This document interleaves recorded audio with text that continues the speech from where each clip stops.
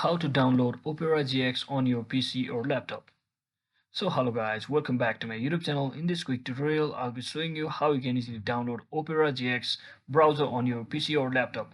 So first thing, if you are using Windows, just click on your Microsoft Store and you can just search in for Opera GX browser just like this.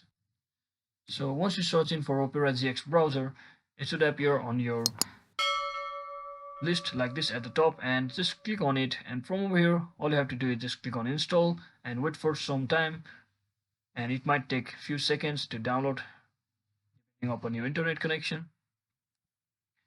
So Opera GX is also one of the high performance computing browser for your device, so you should give it a try.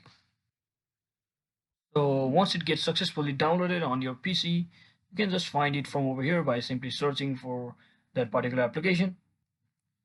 As you can see, it has appeared over here, and you can just open the application just like this. So I hope this video was helpful guys. If it was, don't forget to like and subscribe to the channel. See you on the next one.